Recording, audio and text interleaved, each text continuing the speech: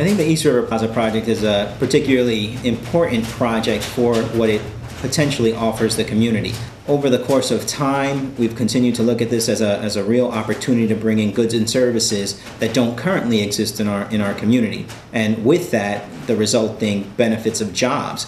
This development has the prospect of offering over 1,000 jobs, of which we have been able to receive a commitment of 75% of those jobs going to East-Harlem residents. Here we are once again facing the displacement of those small homeowners who are going to be besieged by these huge trucks running through their block.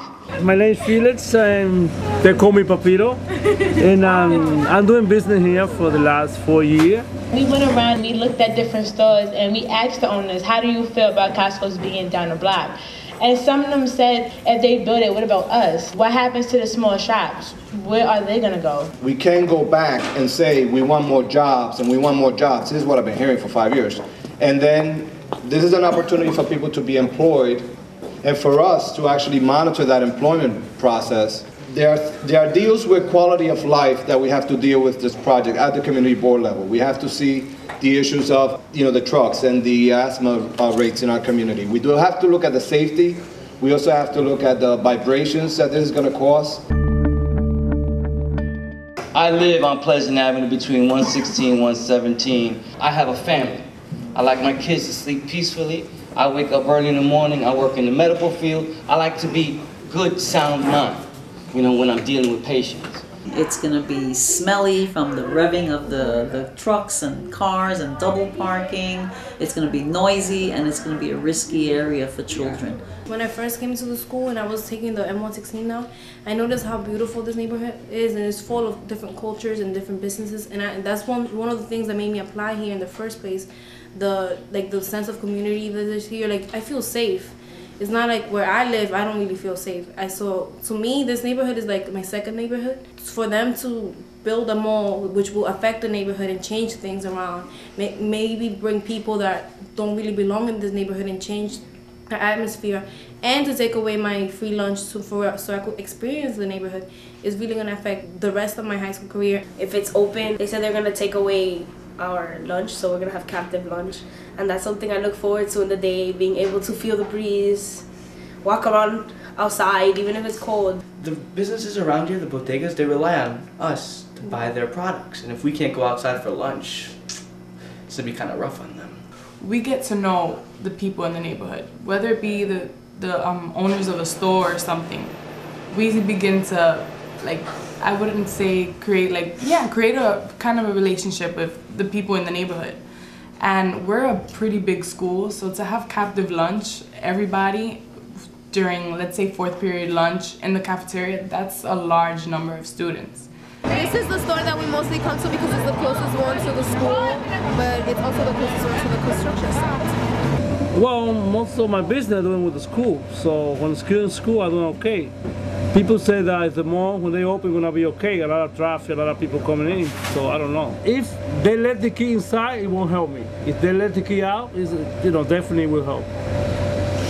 As long as the kid has the lunch out, I'll be fine. If they don't, they struggle with it. Some community leaders and residents are calling on Costco to change its policy of not accepting food stamps, especially in these tough economic times. The warehouse store is building a new East-Harlem location at East 116th Street and the FDR Drive. You can't discriminate and exclude people who are on food stamps. It's simply wrong, and you've got to change the way you're doing business. Nasser Ayash runs the corner deli and says he's reimbursed for every food stamp he accepts. So what's the problem? Most all these people in the area, so they get a food stamp. So you should accept it. The point is that even if you can't use your coupon to buy, in a way that's good. Why? Because the other stores in the neighborhood will be a little bit upset if all their business went to Costco.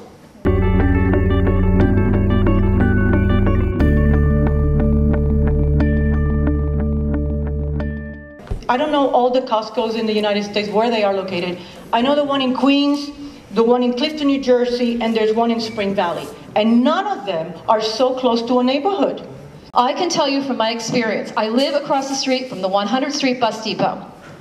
My windows have to be shut all the time. My house vibrates, it shakes, and the noise is non-stop because those buses are there 24 hours a day outside idling. So anybody who thinks you're not going to have noise, you're going to have plenty of it. But what else you're going to get, even when your windows are closed, is you're going to have this black soot on everything. And every single day you're going to have to get up like I do and scrub your floors and scrub your windows and scrub everything. There's something else I have in my house. It's called diesel particulate matter. It's an oil that gets onto everything, and it coats the line in your lungs as well. When we focus on air quality issues, when we focus on diesel particles, going back to the point that that was an argument that was handled when the project was initially proposed. When we look at the special permit, what we're talking about specifically is delivery times. It doesn't mean that there are going to be more or less particles as a result of traffic. The traffic is a baseline level for deliveries into and out of a center. So when we focus on whether or not truck deliveries were going to happen, they were going to happen. There was going to be a net impact as a result of building this, period. What we went to address specifically in the permit is, what delivery times would this occur? You're talking about trucks coming in from 12 to maybe 5, but you're not talking about there's going to be trucks coming around there 24 hours a day, because it's not only one store, you got a lot of stores in that area. So if there's a lot of traffic, there might be a lot of incidents, because you could ask anybody who drives around here, they don't go by the light, they go by the students. In addition to the double pane windows, which the developer has agreed to pay, that will be managed by the landlords of the respective building. There's the offer of air conditioners. Those are available free of charge. Hello, I'm Concepcion Camacho. I'm from 17, the building that is right next to the project. My concerns are, my whole family is asthmatic and we live in the first floor. So I would like to know what's going to happen. I know they mentioned the air conditioning, but who will pay for the electricity? Because right now I'm paying $700 for my electricity because I cannot open my windows due to the rodents, the cats, and the project. There's a school here, then there's a middle school in here. Elementary school inside. Elementary school, yes. And there's a middle school inside this building too. And over there, there's another one. Elementary school. Yeah. And there's a lot of kindergartners crossing, they're always together.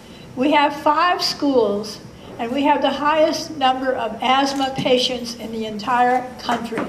And so these trucks will be coming in and shooting off all this pollution that will affect these children desperately.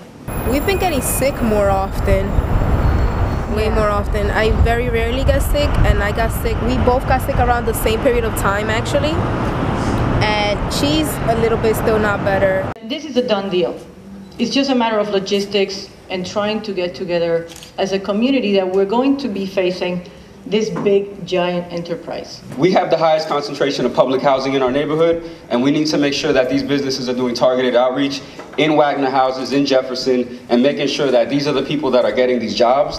These companies like Costco and the other ones are using a fair share of their profits to plant trees in every available space in the community to offset what we know is coming. You look at this roof, that's an ugly roof. You should green the top of the roof, put gardens and trees up there, and use the profits so that the surrounding area that's going to be impacted, you should be offering investment opportunities to offset the environmental impact. That's the proactive approach we should be taking. As far as the delivery, there are new technologies coming around, low sulfur emissions and low polluting trucks. These are the ones that we should be demanding that Costco use in the delivery of their goods and services. So there are some ways around the impacts that we're going to be seeing.